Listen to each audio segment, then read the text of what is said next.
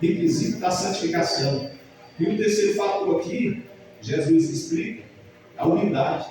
É a humildade aqui, nós não vamos nem procurar em outro, porque em tudo aqui desses requisitos, claro que Jesus está em supremo lugar, mas em Mateus 11:28, ele diz que aprendemos dele que ele é manso e humilde de coração. Aí, se nós formos procurar a humildade é a pessoa, não a humildade falsa, né?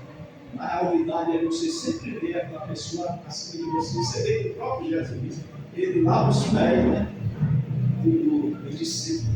Muitos acham, não, Senhor, Pedro já foi lá dizer, não, Senhor, jamais lavarás meus pés. E o Senhor disse, não te lavarás os pés, não tem parte comigo. Ele disse, tu lava os pés, os braços, a cabeça e tudo. Né? Então, aquele que está limpo necessita só os pés lavados. Né? Ou seja, Jesus é o maior exemplo em tudo, em todos os requisitos da santificação. Né? Porque ele é o exemplo, ele é o caminho. Aqui a gente dá fatores de homens, herói da fé que venceram, porque são homens como nós, né? Homens das mesmas paixões, né? que tinham os mesmos desejos, mas que eram homens que eram cheios da santificação, homens que eram cheios dos requisitos de Deus. E nesse fator terceiro aqui, da mansidão, da humildade, Jesus Cristo, ele escancara tudo, ele deixa tudo, porque verdadeiramente ele é humilde. Humilde tem gente que é soberbo, né? Tem gente que é altivez, tem gente que quer ser melhor que os outros, né? Tem gente que quer ser melhor em tudo. Aí esse fator já não é um fator da santificação. Né? Segundo você vê uma pessoa humilde, né? Uma pessoa que não quer exceder mais do que os outros, uma pessoa que, se for possível, ela canta uma razão dela, a humildade dela, ela vai colocar para o outro, não, porque Deus sabe do meu potencial, Deus sabe da minha capacidade, não precisa estar aí uma pessoa altiva, né? Uma pessoa que está se exaltando, uma pessoa que está querendo se glorificar, não. Uma pessoa humilde, uma pessoa que conhece o seu lugar, uma pessoa que está no seu lugar. E esse é um fator, uma evidência da santificação, é a humildade e a mansidão. E vamos progredindo aqui nesses fatores, que é 8 pontos fundamentais, que nós vamos ver aqui, e que através desses dois que eu já fui de uma vez só, da mansidão também vai ter o domínio próprio, né? O exemplo de mansidão a gente vê Moisés, né? Moisés era um homem manso, um homem que pegou um povo que era um povo de duro serviço, um povo que estava sempre se maldizendo, né? Os deuses, vendo as bênçãos de Deus, vendo o livramento de Deus, mas um povo que sempre estava se maldizendo, né? E a maldizência é o requisito da carnalidade, que não agrada a Deus.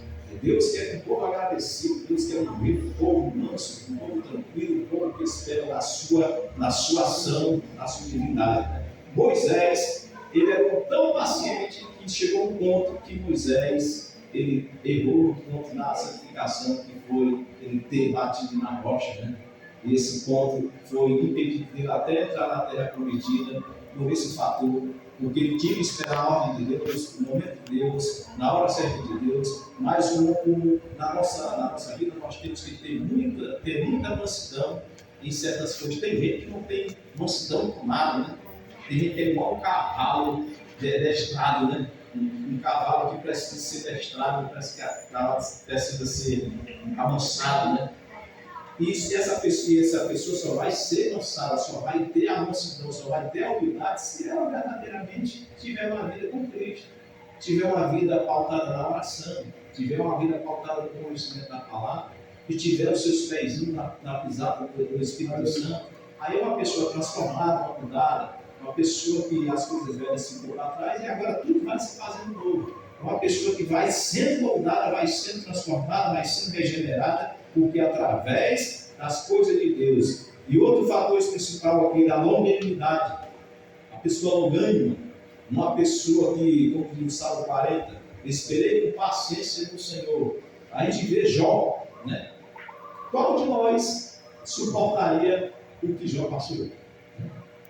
Algo muito, né, para a nossa imaginação. A gente vê a Bíblia assim, a gente vê algo tão comum, mas a pessoa esperar passar por tantos períodos de dificuldade, de morte de filho, de perda de bem, de perdas materiais, de tudo acontecendo, de ver a mulher mandando amaldiçoar Deus e morre, eles falam como uma louca, se Deus me deu tudo e eu vou amaldiçoar, o bem de Deus eu recebi, por que eu não posso suportar isso aqui?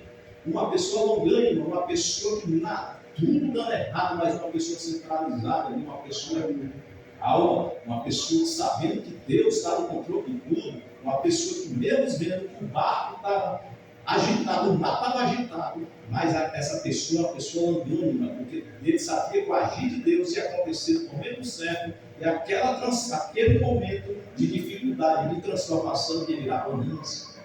O mar ia se acalmar, o momento de dificuldade ia acalmar, porque Jesus disse em Mateus 16:33, tenho dito-vos isso para que não tenhais paz, no mundo tereis aflições, mas no mundo.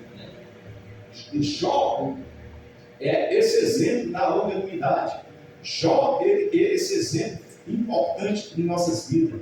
Aí agora aqui no sétimo ponto dessas evidências da santificação, que é o perdão. Que é o perdão. Muita pessoa pode ter machucado, eu perdoei, mas eu não quero mais nem conversar com ele. Certa vez, Pedro pergunta a Jesus, de quantas vezes devemos perdoar? E Jesus, ele dá um fator. Até 7 vezes, ele pergunta para mim, até 7 vezes?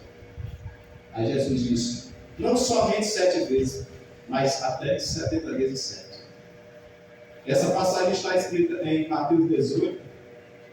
Em Mateus 18, acho que é no versículo 22 por aí. Justamente, Mateus 18, 21, 22.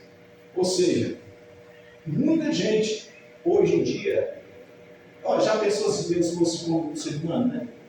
O ser humano é uma vez, é 2 vezes, e se Deus não, isso aí já, estou até o final, isso aí não tem mais pergunta. Isso aí não quero mais nem acordo com ele.